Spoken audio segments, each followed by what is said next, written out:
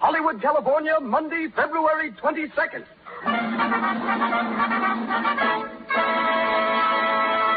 The Lux Radio Theater presents Errol Flynn and Olivia de Havilland in Captain Blood with Basil Rathbone, Henry Stevenson, and Donald Crisp.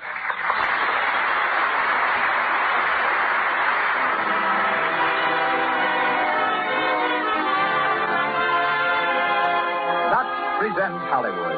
Our stars, Errol Flynn, Olivia de Havilland, Basil Rathbone, Henry Stevenson, and Donald Crisp. Our guests, Charles Courtney, underwater treasure seeker, and Douglas MacLean, famous star of Silent Day. Our conductor, Mr. Louis Silvers. Our producer, Mr. Cecil B. DeMille, is deep in the bayous of Louisiana, working on his next picture, The Buccaneer. Until his return next Monday night, it is our privilege to bring you again one of motion picture's great personalities, and an old friend, ladies and gentlemen, Mr. Herbert Marshall. So, do the makers of Lux Toilet Soap welcome you to another hour in Hollywood.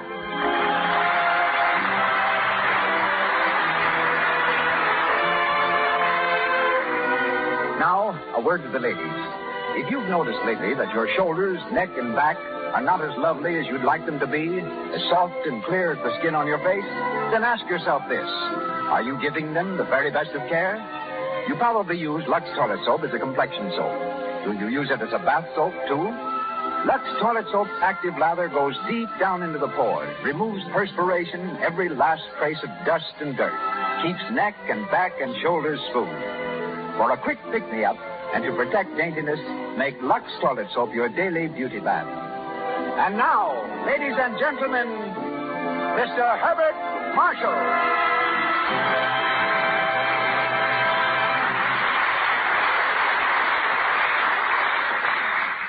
Good evening, everyone.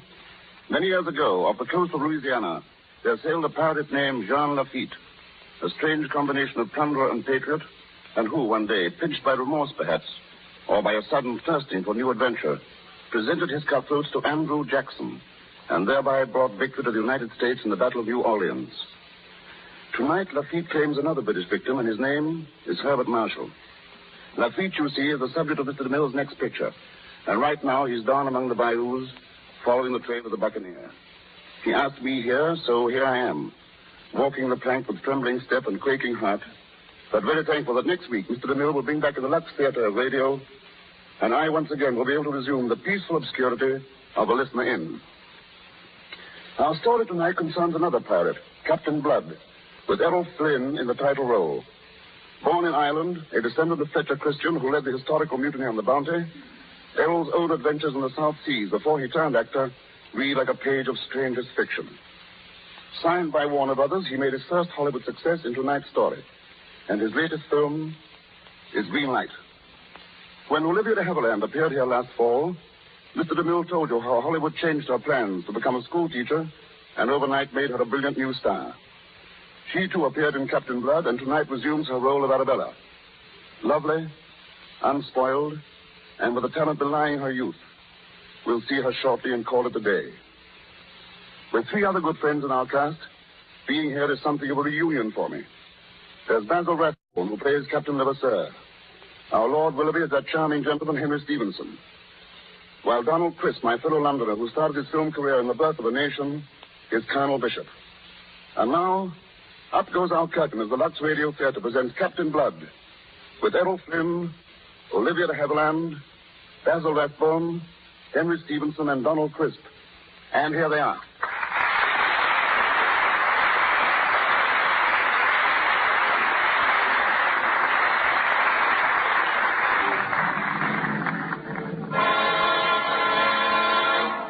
England, in the year 1685.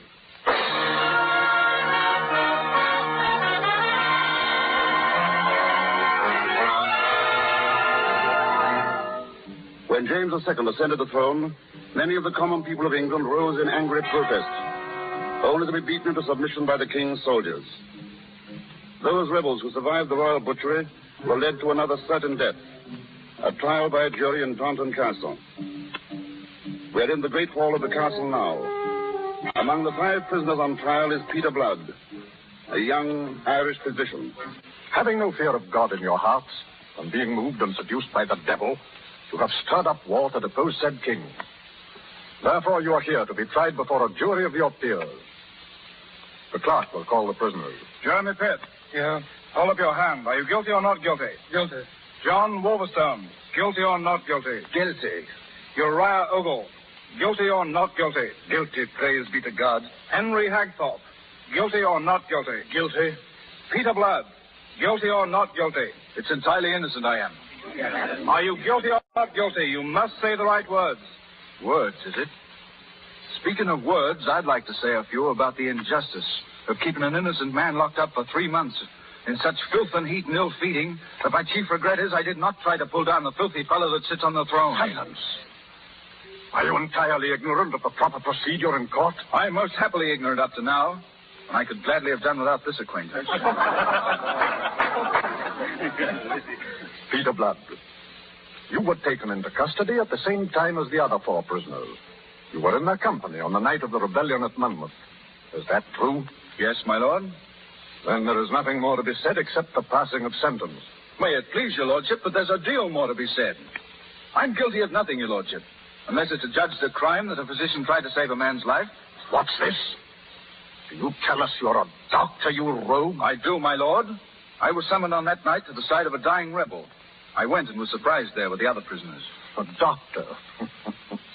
Where are your witnesses? Jeremy Pitt, who summoned me. Oh, Master Pitt will testify. He that is himself a confessed traitor. Is that your witness? I can bring 100 from the town in which I live. Have done with it. We have no time for all this. Gentlemen of the jury, inasmuch as Peter Blood has admitted aiding a traitor to your king, I hereby instruct you to return a verdict of guilty, that he may be justly punished for his treason. So, justice has come to that, has it? A man's to be hanged now for doing his duty, huh? You will not be hanged, Master Blood. His Majesty has graciously commanded that in the future, all convicted rebels are to be spared. They're to be sent to the colonies in the West Indies, to be sold as slaves. Clerk, have the prisoners removed. They will sail for the Indies within the fortnight.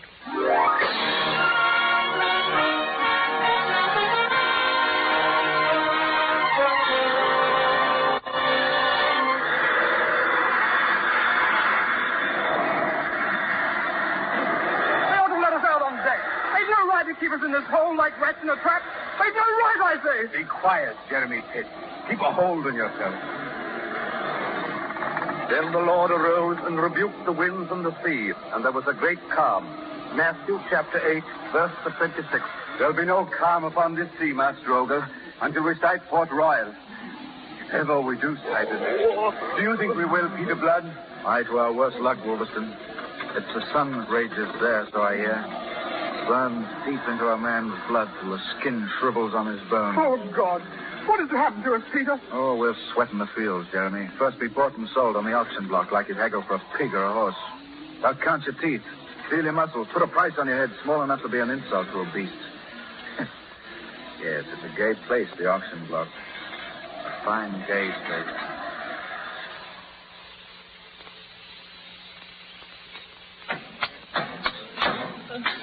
Line those slaves up there! Line them up there! Get in, you swine! Let them feel the whip. They'll move along fast enough.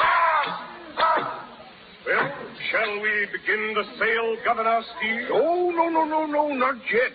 We're waiting for Colonel Bishop. Colonel Bishop is here now, Governor Steele. Here comes his carriage. Oh, yes. He's brought his niece, I see. Charming girl. Good afternoon, Colonel Bishop. Good afternoon. Good afternoon, Miss Arabella. How is my darling the governor and his foot? Every day I'm sure my gout can't get any worse, and every day it does. You know, Let's get on with the sail, Your Excellency. Oh, of course. My dear Colonel, according to the King's request, it's for you to take first choice, and at your own price. Egad, they're a weedy-looking lot. Not likely to be of much value on the plantation. The less you want, the more for Mr. Dixon. Dixon. Oh, Uncle, I wish you'd buy all the slaves. Buy them all? To keep them out of Dixon's hands. I've heard of those mines of his. And what have you heard? That they're wet, dark, evil holes. That men can't live there but die in agony of a horrible lung fever. You can't stand by and see men doomed to that, Uncle. Arabella, don't be childish. They should have been hanged, drawn, and quartered. Any fate they meet is too good for them. Start the sale. Here's the best of the lot, Colonel Bishop. His name is Wolverson. Healthy and strong. Open your mouth. Good teeth. 15 pounds. Sold. Move along there. Next. Get up there, you. Ah, here we are. Here's another good one, Bishop. Peter Blood. Looks healthy enough. Open your mouth. Open yours and we'll compare them. I wager my gums are in finer shape. Who is this bag of impertinence? Peter Blood, sir. A doctor he is. Stand over here. Now, open your mouth, you dog. If there's a dog here, let him show you his teeth. I'll show mine only to bite. There's a rebellious rascal, Arabella. Good for him. He has pride, Governor. Not so good for him, evidently. His pride will purchase him a ticket for Dixon's mine. He isn't there yet. Auctioneer, Miss Arabella? let me speak to this prisoner. Speak to a dog. Arabella, get back to the carriage. Please, Uncle. Peter Blood. You're extremely foolish. You overwhelm me, my lady. It's fortunate for you that I'm here to save you. If you mean by that lofty speech that you'll persuade him to buy me, I'd thank you not to interfere. Would you? As it happens, you are hardly in a position to have anything to say about it. Uncle, will you buy him, please? Him I will not. Let him cool his head in Dixon's mines. I'll have none of him. Uncle. I say no. Very well. Mr. Dixon, will you make a bid? I'll give £5 for him. £5. That's an insulting sum to offer. Well, does anyone ever more? I do. I'll give £6. You flatter me. I'll give 8. Arabella, you're making a spectacle of yourself. Let me be. £9. £9. £9, Miss Arabella. It's a big price to pay for such a skinny fellow, but £10. Sold to Miss Arabella for £10. What do you wish done with him, Miss Arabella?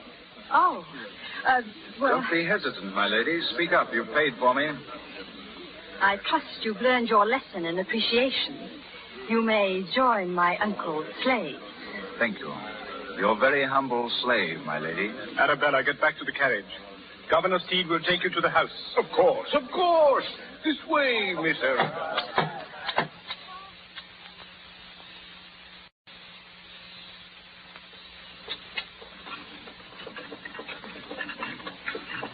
Oh, nasty, bumpy roads.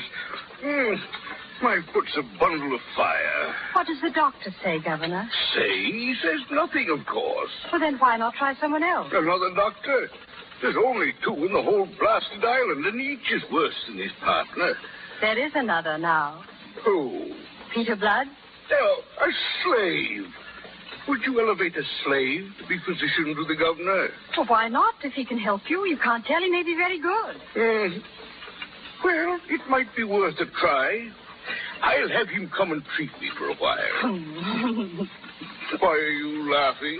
I'm just thinking how annoyed Peter Blood would be if he knew I'd just done him another favor.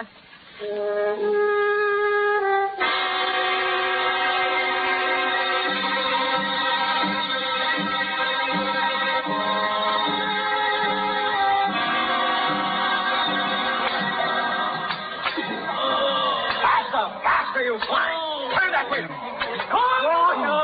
Give me water! Water, is it? Jeremy Pitt. Aye, Peter. Go on working. Don't look at me. Aye. I've just come from the boat.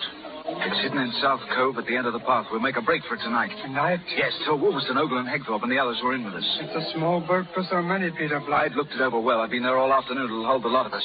Are you a lot of stores and equipment on board? Yes, there's enough for it. Careful. There's Bishop. Peter Blood. Peter Blood, you hear? I, when I'm addressed civilly. A taste of the lash might improve your hearing. Uncle, please. Be quiet. Where have you been? I've been at my work, attending to the governor at his house. You lie. Why? The governor's had another attack of gout. He's been screaming for you like a wounded horse all afternoon. Well, then, it appears I was not at the governor's house. Where were you then? Well, I was... He was with me, Uncle. Eh? What's that? thank you for protecting my reputation, Dr. Blood. But it was a useless gallantry. My uncle knows that I spend my time with whomever I please. You might choose your company with better taste. His Excellency is waiting for you, Blood. Farewell, Bishop. I'm coming. Get on up to the house, Blood, and don't delay. Would you care to drive up, Dr. Blood? Well, thank you. Drive on.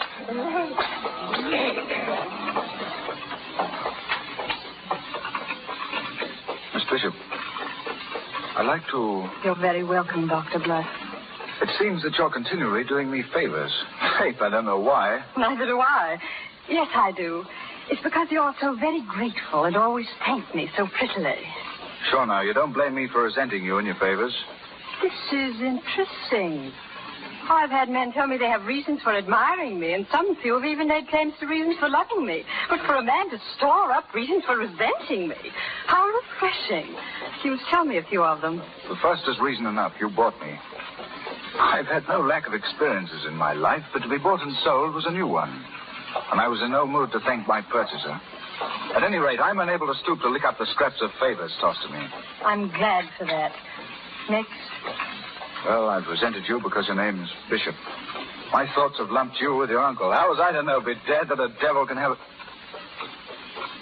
That a devil can have an angel, a niece? I'm a resentful man. That is a pretty fair compliment. Have you any more reasons for resenting me like that one? Indeed I have, and the strongest of all. I've resented you because I'm a slave and you're beautiful. Do you understand that? I don't know.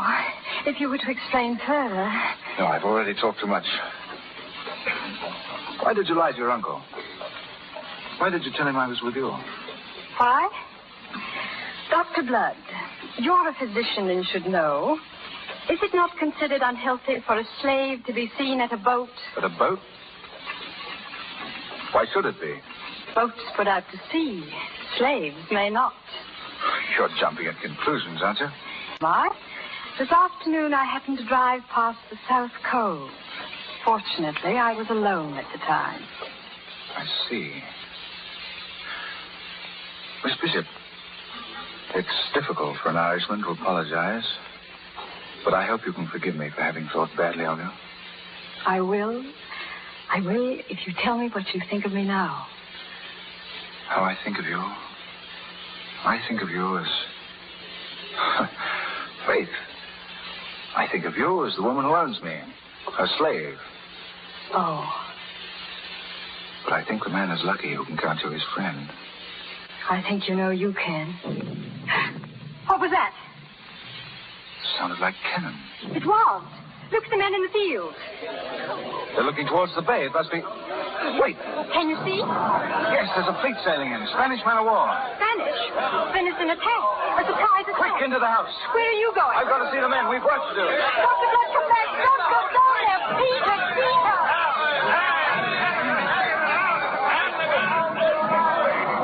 Jeremy, Wolverton, over. Aye, Peter Blood. Here, everyone. They want us to defend the bay. Defend the bay. Aye, that we will. Listen, all of you. This is our shot. Our chance to be drilled by a cannonball. Listen. I want you to gather all the slaves, as many as have the spark of courage, and follow me down to the waterfront. What for? We need a boat, do we not? Aye. Then we'll have one. But none of your skulking little craft. We'll take a good one, a Spanish man of war. Aye. We'll board her under the fire from the other ships. Take command of her. Turn our cannons on any Spanish boat that blocks our way to the sea. It's a long chance, friends, but with the help of God, we'll make it. Are you with me? Then come on, everyone.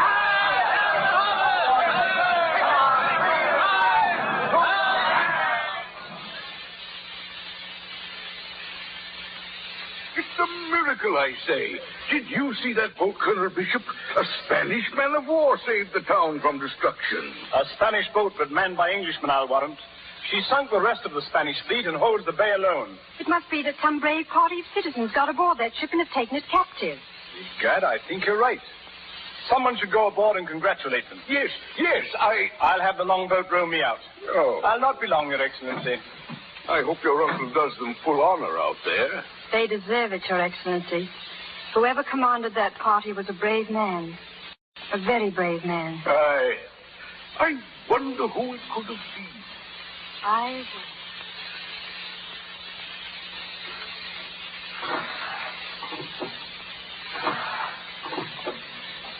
Ahoy! Spanish man of war, ahoy! They don't answer, Colonel. That's strange. I'll go aboard. Pull over there by the ladder.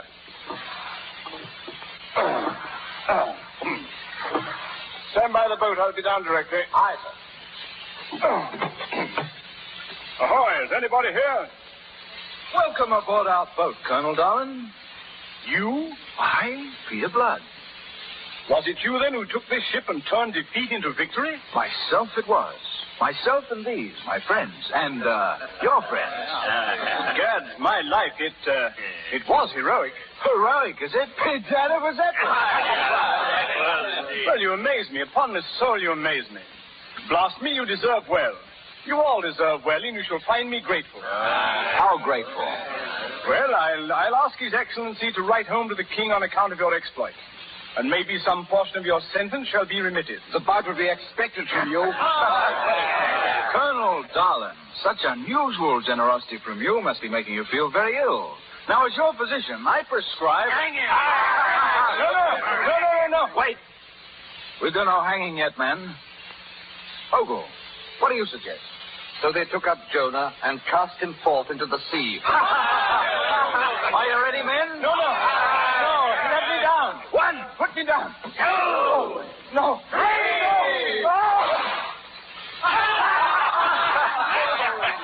And then the whale came and swallowed Jonah, I hope. What now, Captain Blood? Captain, is it? So be it, then. Each man to his post. Make ready for sea. Ready for sea. Up into the shrouds, men. Take the helm, Jeremy. But a name. We must have a new name for the boat. What name shall it be, Captain Blood? A new name, eh? Very well. We'll call her the Arabella. The Arabella it is.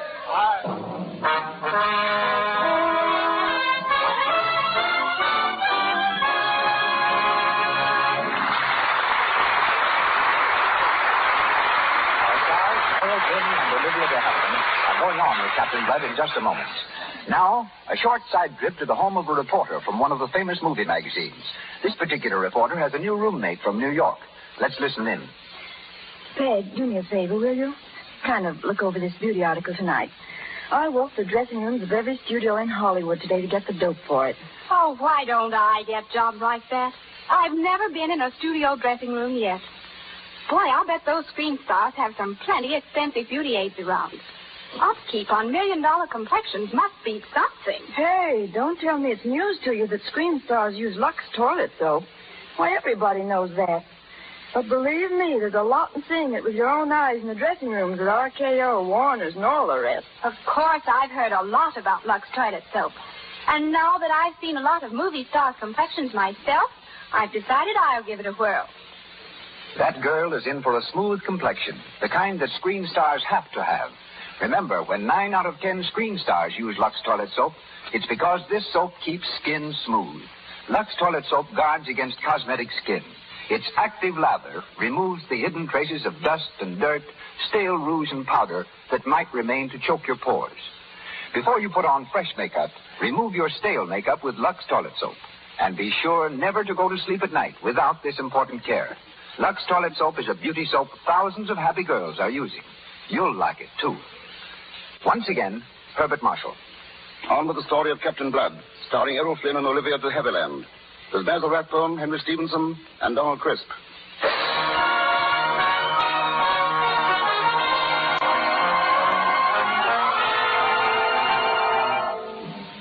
When Peter Blood and his men sailed out of Port Royal, a price was set upon their heads. Unable to put into any civilized port, they took the only course open to them.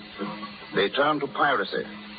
With a ship, a handful of men, and a brain, Peter Blood carved out a crimson career in his new profession, until his name became the terror of the Caribbean. Captain Blood!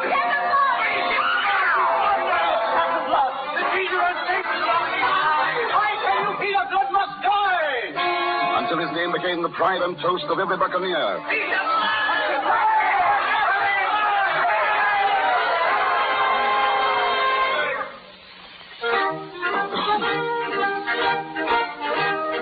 Tortuga, an island off the coast of Haiti, was the one haven of refuge for pirated craft. Captain Blood and his men are there now, in an evil-smelling tavern, dimly lit by hanging lanterns, crowded with drunken, leering buccaneers.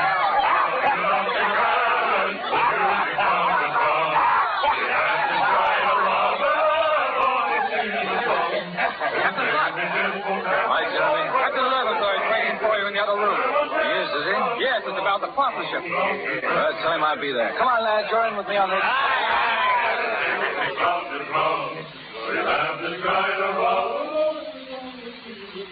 It is as I tell you, mon Captain Blood. What a pair we would make.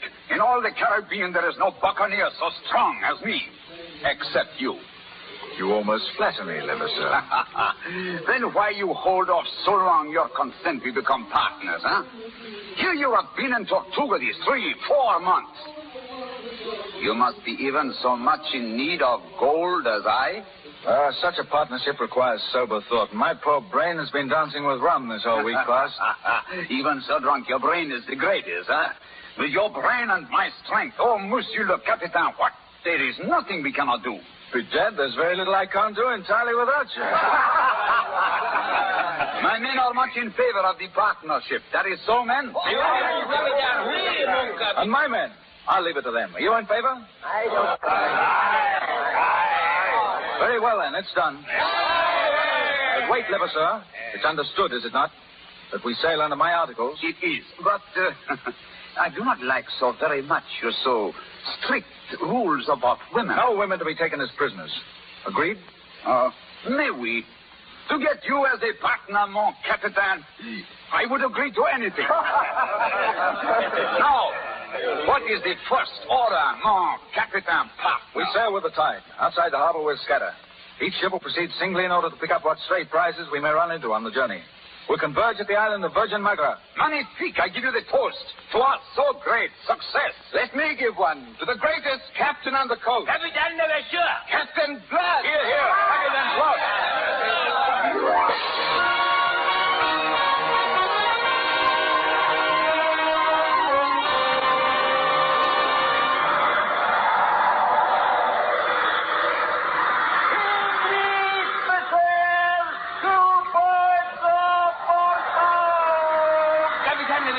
Captain Levasseur. Oui. You hear the lookout, mon Capitaine? An English vessel off our port. We are lucky, yes? Just as I am about to give up and anchor to wait for my partner, Captain Blood, this very fine English prize walked right into my parlor and said, Bonjour, Levasseur. We go to give welcome, Cahusac, huh? Oui, mon Capitaine. Run up the Spanish flag.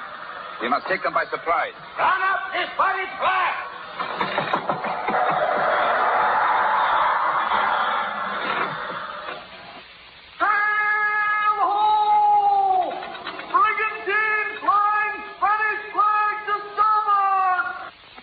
Vessel, the lookout says. Do you see it, Lord Willoughby? Aye, there it is, Miss Arabella. Oh, yes. I wonder if she's going to Port Royal, too. Have you been away long, Miss Arabella? Almost 6 months, a kind of vacation. Are you glad to get back? In a way, I suppose I would have stayed longer in England if my uncle hadn't sent for me. He's been made governor, you know. Yes, I've heard. It's natural that he should want his niece back again. One needs a woman to brighten up social occasions, especially when the woman in question is so very charming. However else things change, Lord Willoughby, the art of flattery still flourishes. Stab me if it's flattery. When the king ordered me on this journey as a special emissary to the West Indies, I looked forward with some trepidation to a life among the savages. But when I came aboard and found that you were one of those savages returning home to her native heath, my grateful eyes couldn't believe it. You pictured us running around in animal skins eating raw meat? Why not, in a country filled with Indians, Africans, and pirates? Oh, speaking of pirates, did you ever happen to hear of a wild rogue named Peter Blood? Peter Blood? Yes. No, I don't know him. I hardly number pirates among my acquaintances. No, of course not. Silly of me. I only mentioned him in passing because he happens to touch on the business of my mission. Your mission? Yes. I'm sent to attempt to blot out all this piracy, my dear, in a manner which I must keep secret until I can find Captain Blood. Oh, you're looking for him. Aye. Look, stab me if that Spanish vessel isn't cutting clean across our bow. Captain Hall! Captain! Yes, your lordship. What ship is that, you know? Well, I've been watching her, your lordship. She flies a Spanish flag. She could be anything in these waters. We're in pirate waters now, aren't we? Yes, my lord. Yonder bank of low clouds is the island of Virgin Magra. Exciting, isn't it, Miss Arabella? Could she be a pirate ship by any chance, Captain? Well, any ship we meet in the Caribbean could be a pirate ship. You know, I wouldn't trust. She fired across our bow. All hands on deck! All hands on deck! She is a pirate ship. And the talons! Get below, Miss Arabella. The captain's going to fight it out.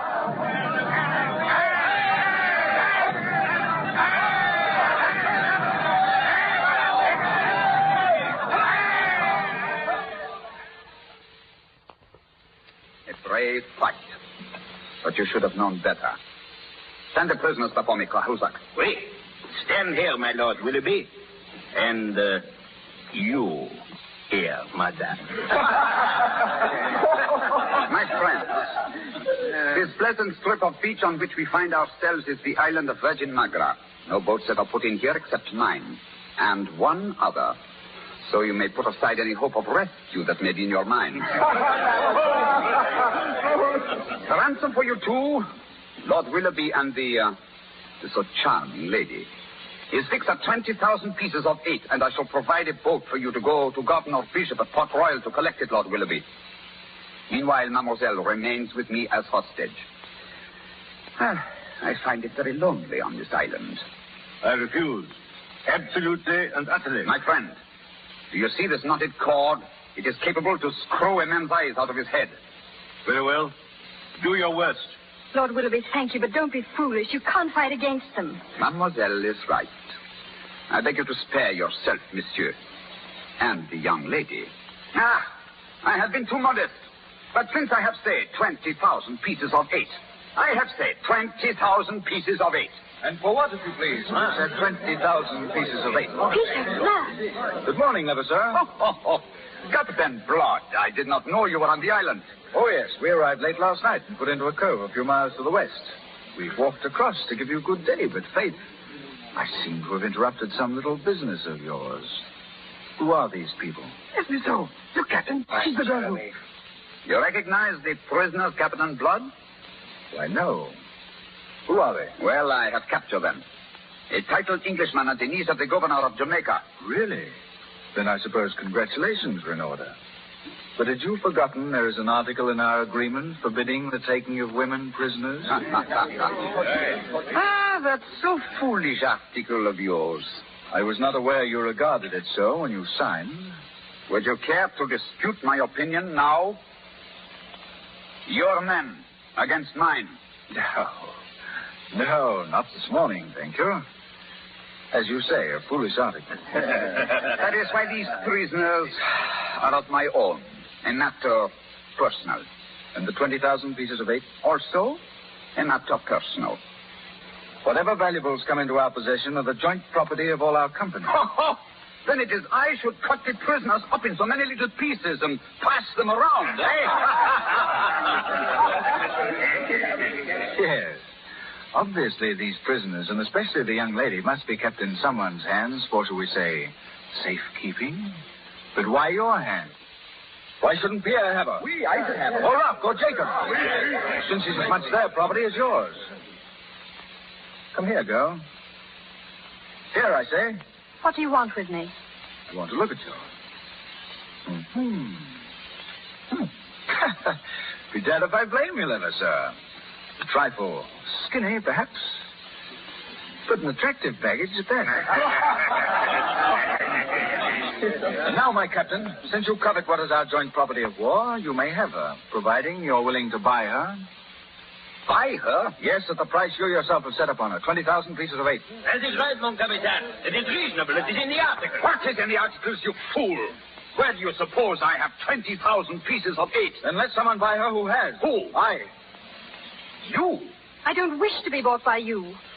Well, someone once told a slave it happens that you are hardly in a position to have anything to say about it. You want the girl? Yes, why not? And I'm willing to pay for what I want. There's your ransom. And now, mademoiselle, if you please. No. Let go of that girl. But then, sir, do not. It is honorably said. It is not settled to me. He'll not take her while I live. Quick, then I'll take her when you're dead. Put her in your sword. The two breaches now, articles committed by you. This will be ruined. What's that? It's what I intended for you in the end. But since you prefer it this way, you muckrake.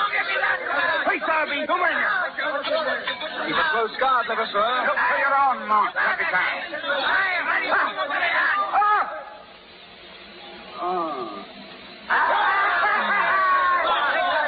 He's dead. Clean through the heart, Captain Blood. That, my friend, ends a partnership which should never have begun. Wolverstone. We're leaving. Take the girl. What are you going to do with me? Where are you taking me? I've not decided as yet. I'll go to Port Royal or nowhere. Will you now? You'll find you'll do as I say. What right have you to treat me this way? Right? The right of possession. Wolverstone, you may take my property aboard ship.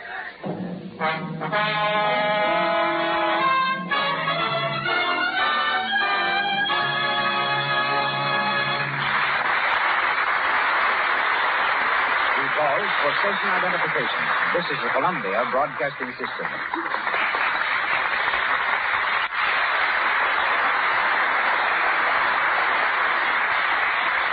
Olivia de Havilland and Errol Flynn resume the events of our play shortly. And now, ladies and gentlemen, we leave the treasure-hunting pirates of the 17th century for a treasure hunter of today, Mr. Charles Courtney, the world's greatest locksmith. His uncanny ability to find the combination has carried him all over the world, led him to save innumerable lives and risk his own as many times, and recover in all over $50 million in treasures lost on land and sea. The Lux Radio Theater extends its stage from Hollywood to New York, where we welcome the world's greatest safecracker. Mr. Charles Courtney now speaks to you from New York. Thank you, Mr. Marshall. Captain Blood took his treasure from ships that sailed on the seas. I find my treasures on ships beneath the sea.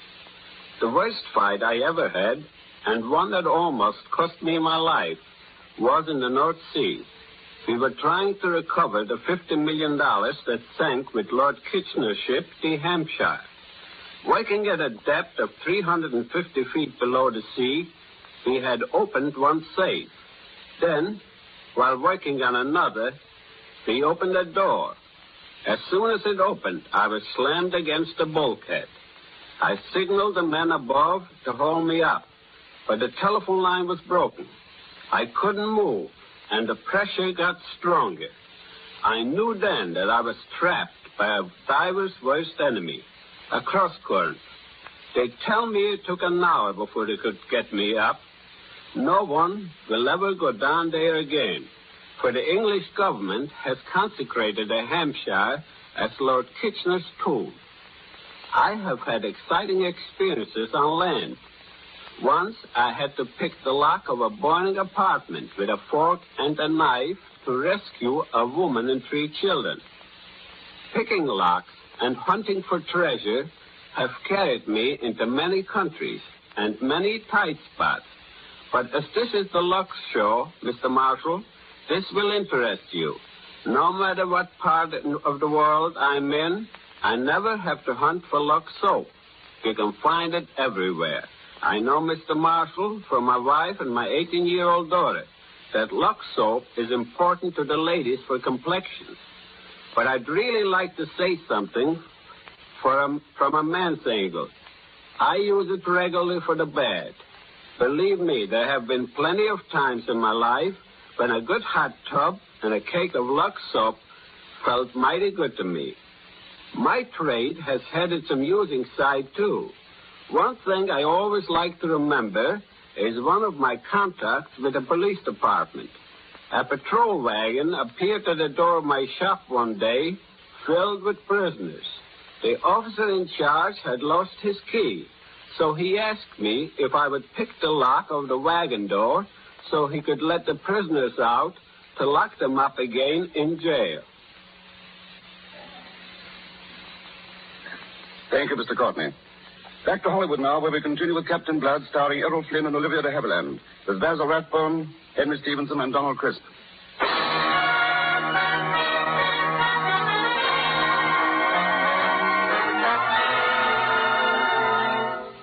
Captain Blood's unchivalrous actions toward Arabella were prompted by necessity. to safeguard her from the men. Now in his cabin on board the boat, he expresses his true feelings. He paces the floor exultantly as Arabella sits watching him. Arabella. Arabella, to think that you're really here. Here in the cabin of this ship, which I named for you. I dared to hope that someday you'd be here. To gather all these precious things I have for you. See, Arabella? Ankle rings from Persia. And look, red jeweled slippers. Long golden chains. And this dress, Arabella. This blue dress. When I saw it, I thought of your eyes. And I knew it was made for you to wear. I'll never wear it. Nor any plunder gotten by a thief and pirate. Thief and pirate? Thief and pirate. Arabella, you... I've seen your pirate ways. I've seen myself bargain for and fought over a combat between jackals. I thought you understood. You mean you thought you'd bought me? I suppose I should have regarded that as a compliment. You pirates are used to taking what you want without the formality of purchase. I advise you to go back to your ladies at Tortuga, Captain Blood. To your ladies who are thrilled by your bold, lawless ways. I only hate you and despise you. I might have expected your thanks for what I've done this day, but very well, let it be so. I'm thief and pirate, and I'll show you how a thief and a pirate can deal. Once you bought me for 10 measly pounds. Now I bought you for considerably more. The amounts of no matter. What matters is that now I own you as you once owned me. You're mine, you understand? Mine to do with as I please. Captain Blood. Well? Lord Willoughby sends his compliments and requests that you talk to him at your earliest convenience. He's sent out by the king himself. You can return his compliments and tell him to go to the devil. I'm not convenient to any friend of the king. All right, sir. Oh, wait. I'm going on deck. Jeremy, take this lady to her cabin and see that she stays there. All right, sir.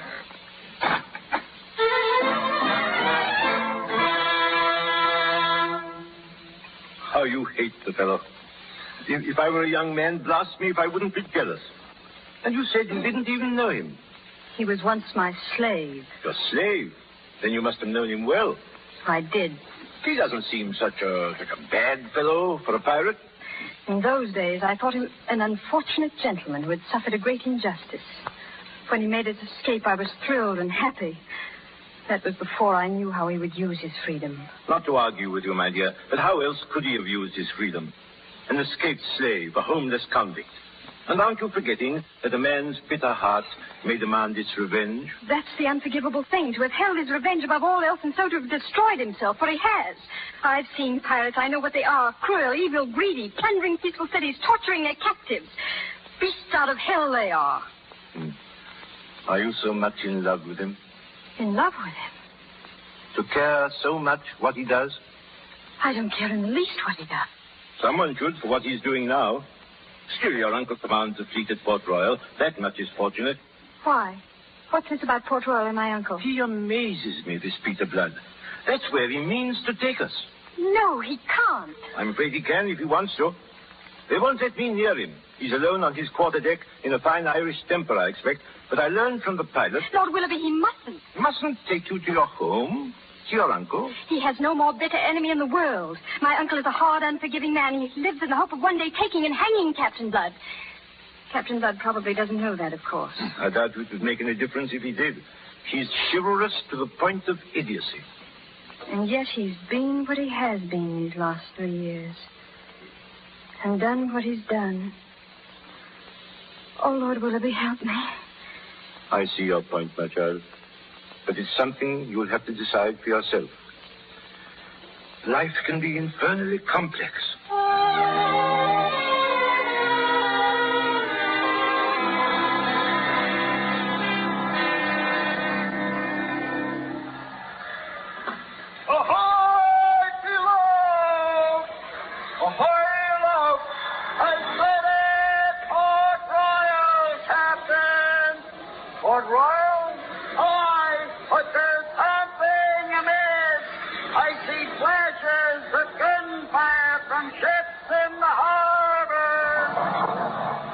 On deck. All hands on deck. What's wrong, Captain? The battle in progress in harbor.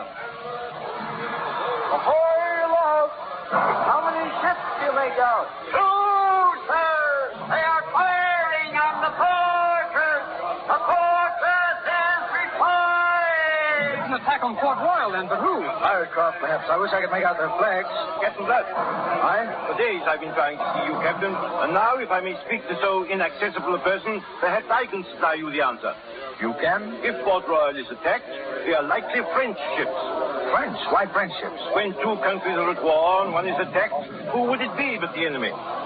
England and France at war? You mean you didn't know? Where have you been the past 2 months? At sea, out of touch with the world. Ahoy! Below! The fire from the fortress is weakening! One ship is already firing on the town! But where is the English fleet that's supposed to protect the town? I can supply the answer to that. It's out chasing pirates. Bishop wouldn't let his fleet leave its post in time of war. He wouldn't dare. No? Colonel Bishop is a very old and I may say a very dear friend of mine. It's probably me who's out there. Fool planter. And me in his own front yard. Hard aboard with the helm, Jeremy. Aye. Helmsman, hard aboard! Aye, sir. May I ask, Captain, what are your intentions? I set out to land you at Port Royal, your lordship, at some risk to myself from the English fleet. Now a stroke of luck has removed them from the picture. Well, we'd best be turning back. Can you, an Englishman, be thinking of leaving when yonder an English town is being taken? Well, of what should we be thinking? Of the honor to fight for your king. To fight for my king, is it? You hear that, lad? The honor, is it? There's not a word to use in the same breath with him, and furthermore, he's not my king. Then you fail to show him the same loyalty he shows you. Loyalty now. Honor and loyalty. Fine words to describe him. He was loyal enough to send me to seek you out, to offer you pardon for your past crimes, freedom from your slavery, and more than that, a commission in his own navy for you and your men. What? The king wants us to join his navy? You can read the document for yourself, Captain Blood. I wouldn't soil my hands with it. I'd rock before I saw it. However you hate the king, England is still England. And a bad king's a bad king, and if it's James, he's worse. James? This commission is sent by King William. King William? Who may be King William? I allude to His Majesty King William III, William of Orange, who with Queen Mary has come over from the Netherlands and has been ruling England these past 2 months or more. You mean they've roused themselves at home and kicked out James? Yes, and he's fled to France and is hiding there. And therefore, England and France are at war. And King William sent us this commission? He did. He knows that you are good men, wrongfully sold into slavery. He can use good men in his navy. Why didn't you tell me that at once? Men, you've heard the news. For me, this changes the shape of the world. For you who are slaves with me, it means that we're no longer slaves, but once more have a home and a country. For you who are English, it means a chance to fight for your native land. For I now propose to sail into Port Royal and save it from the French. Those of you who are not Englishmen, you'll have to be content with fighting for Captain Blood. And for the loot you'll find on the French ship. Are you willing to fight, men? Then to your posts. Helmsman, hard about. Full sail and straight ahead for Port Royal.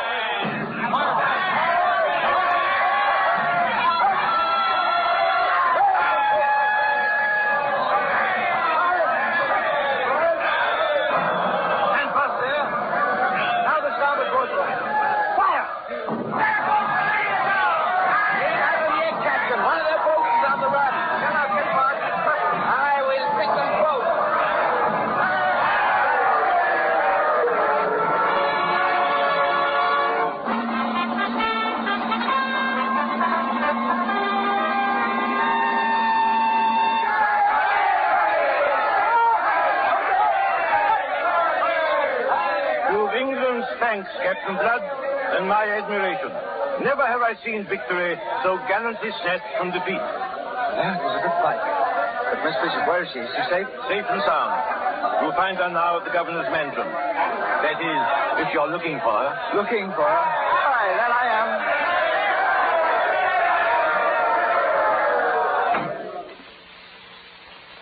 Good evening. Peter Blood. I thought you'd gone. But faith, I've only just arrived. But you can't stay here. My uncle's just returned. Yes, I know. You know. Well, what are you going to do? Just stay here? Oh, no. It's impossible. You mustn't stay here. He's sworn he'll hang you. Well, I doubt if he will. I've always been bad luck for your uncle. But you can't know the threats he's made. His whole life is spent in searching for you. Well, now he's found me.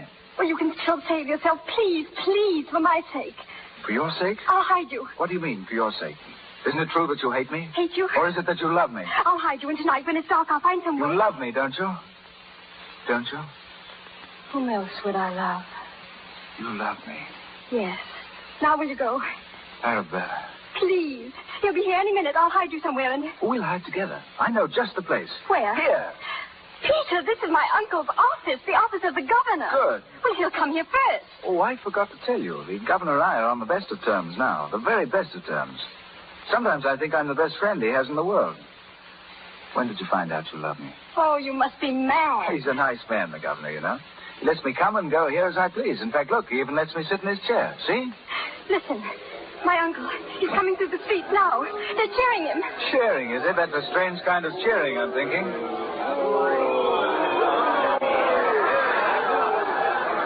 Take your hands off me, you rogues. I have arrested you by order of His Excellency the Governor. The Governor? You're mad. I am the Governor. You mean you were the governor? But you've changed that in your absence. Bishop, you're removed from office for abandoning your post in time of war. Who the devil are you? My name is Willoughby. I'm a special emissary from His Majesty the King. Lord Willoughby? You were informed, I think, of my coming. Oh, yes. And yet you went off on some wild goose chase after a pirate, leaving your capital at the mercy of the enemy. It's a serious matter, Colonel Bishop, as you may find. But your lordship... I'm not concerned to hear your reasons, man. His Excellency the Governor will hear you. The Governor? You'll find him inside the house. It rests entirely with him, whether you're hanged or not. This is one more item to the account of that scoundrel Blood. By heaven, what a reckoning there'll be when we meet.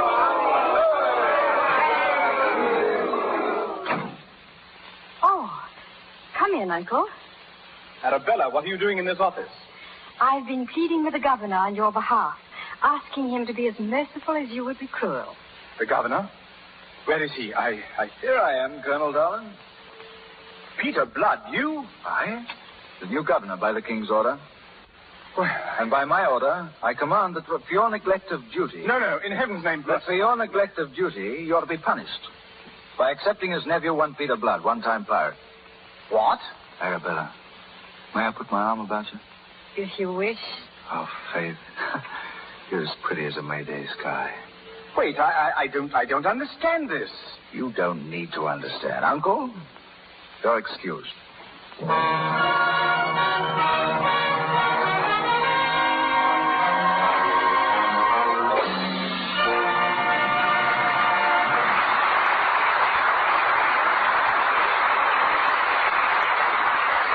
So we bring down our curtain on Captain Blood, but not on Errol Flynn and Olivia de Heatherland, who return to us in a few moments. Douglas MacLean is one of the 4 or 5 major stars of silent days, still most prominently identified with films. He starred in such pictures as The Hottentot, 7 Keys to Baldpate, and 23 and a Half Hours Leave. Then he turned producer, sponsoring So Red the Rose, Accent on Youth, and Mrs. Wiggs of the Cabbage Patch, to name a few. Today he is head of Douglas MacLean Productions, whose pictures are released by Grand National, the most recent of which is Great Guy, starring James Cagney. Ladies and gentlemen, Mr. Douglas MacLean.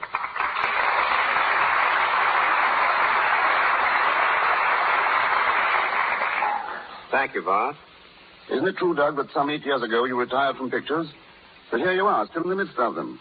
Yes, I tried retirement for a while, but I discovered there's too much celluloid in my system to swear off completely. And now, with Great Guy under your belt, I understand you're hard at work on a new version of 23 and a Half Hours Leave. But who's going to play the part that you made so famous? Sergeant Gray.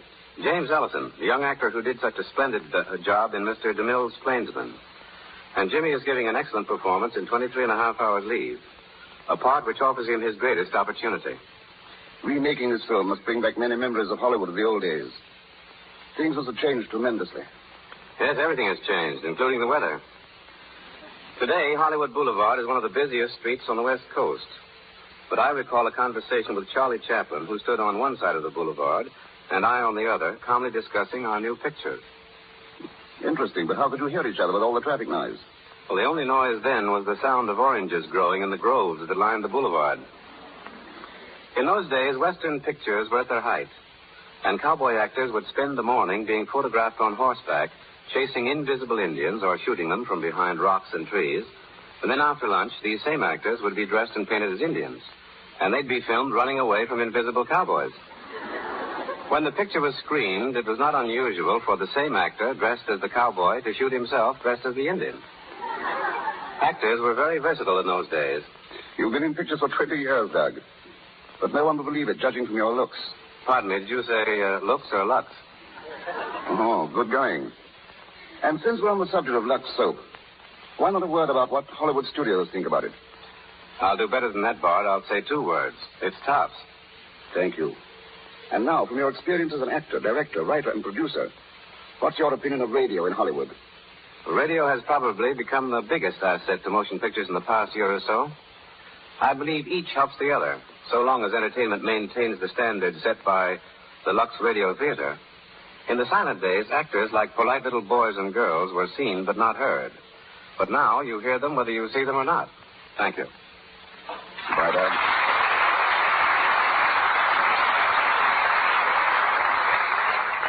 As a consistent Lux listener, I know this is the time when Mr. DeMille calls forth the stars to shine again, and so shall I. Ladies and gentlemen, Errol Flynn and Olivia de Havilland.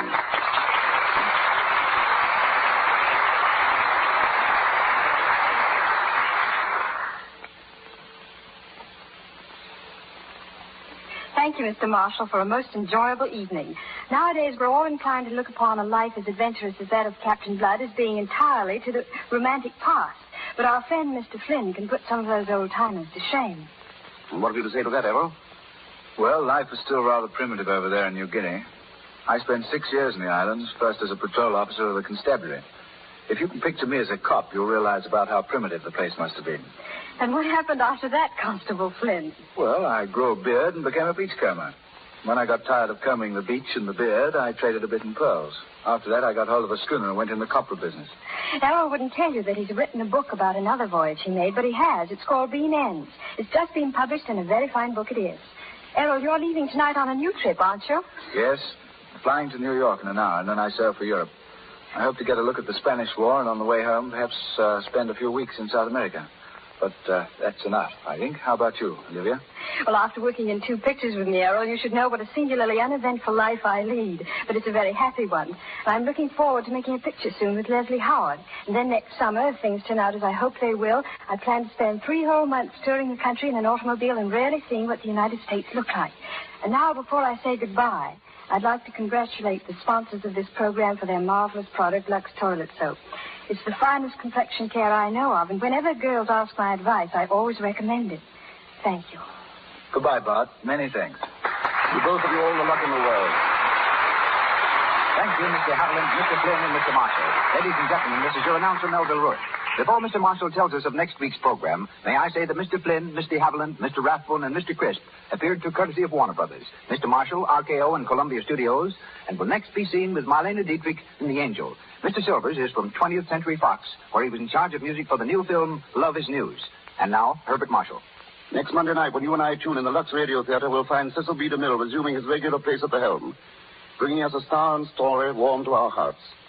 The story will be Peter B. Kine's Kathy Ricks. In the title role, one of the finest character actors of the stage, screen, and radio, a man beloved by millions throughout the country. Ladies and gentlemen, Charles Winninger. And with Mr. Winninger, Richard Allen and Sally Eilers. And now I join the makers of Lux Toilet Soap in inviting you to listen in again next Monday night, when the Lux Radio Theater, here in Hollywood, presents Charles Winninger, Richard Allen.